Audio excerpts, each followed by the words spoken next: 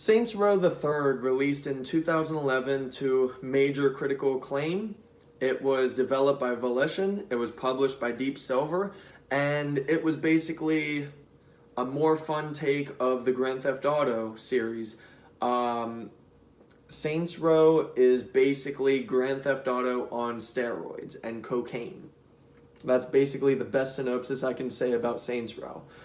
Back in 2011, I was, 9, 10 years younger than what I am now, and I loved the game. I absolutely adored it. I thought the intro was absolutely phenomenal. The intro itself, 10 out of 10. It was action-packed. It was hilarious. It was great. It was all-around amazing storytelling.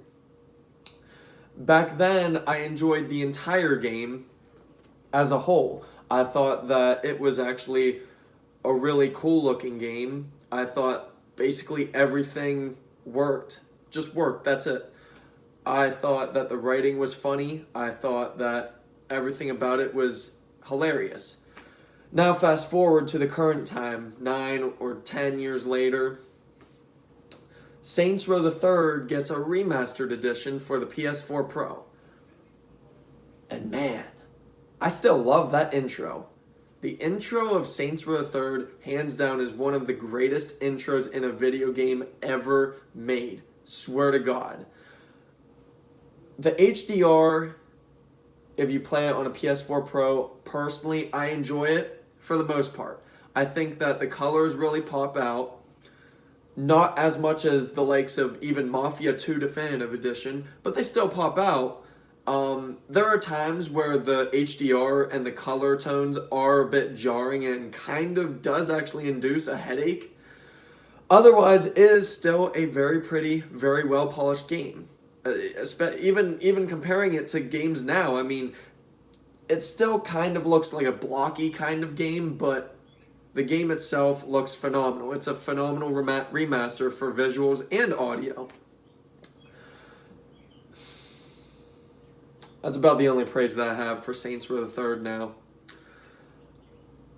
I can honestly tell you how much more mature I have become in the past 9 or 10 years since the release of Saints Row the Third, because just based off of the story and the writing, Saints Row the Third fails. Okay? I have no problem with sex jokes. I have no problem with kinky fetish jokes. I have no problem with those. The problem I have is the same that Angry Joe had back in 2011. The storytelling is literally built around nothing but sex jokes. Every single chance that Volition's writers got to put in and chime in a sex joke, they did that. And I'm not against how crazy the jokes are. I'm against the quantity of them, okay? Basically every single spoken line in Saints Row the Third is a sex joke. And again, not against it. I'm against it being the only plot device for a story. That is a failure. The driving mechanics, while every single car does feel differently, and that's good, the driving mechanics and the controls are stiff, clunky. They're very bad. The turning is awful.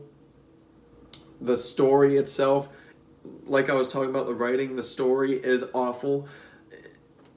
I don't even want to say bland characters. You don't really find out anything about these characters. Probably the most would be Zemos, but like I was saying earlier, his character development is revolved around written dialogue about nothing but sex and sex jokes. And I'm not against how absurd the jokes get. I'm upset with the quantity again.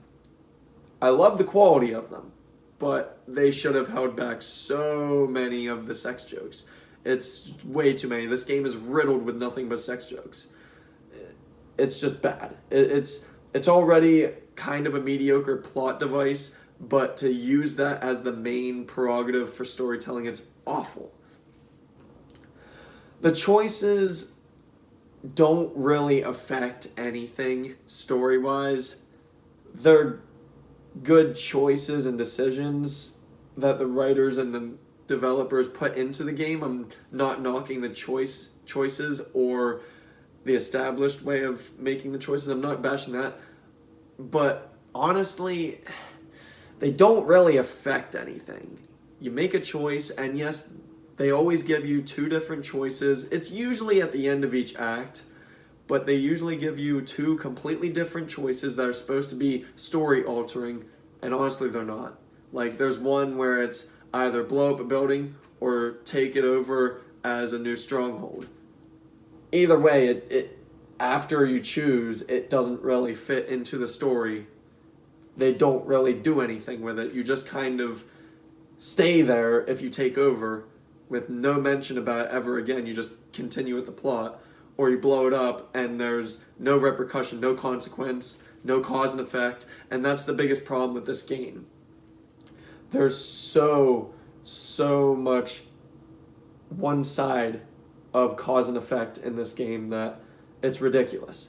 You can do literally anything in this game that makes you such a horrible person, like you're a serial killer, and there's no repercussion. I'm not against a game that lets you do whatever and just to have fun, but the likes of Mafia 2, where I will agree Mafia 2 got a little absurd with the grounded in realism, but I feel like Grand Theft Auto still nails it perfectly, the blend of it needing to be the game surface as well as pseudo-realism. Saints Row just completely throws realism out the door. And I'm not against that. I really love Saints Row 2. I really enjoy Saints Row 4. Honestly, 9 years ago, I actually liked Saints Row the Third a lot more than Saints Row 4. I thought Saints Row 4 was really slow and really weird.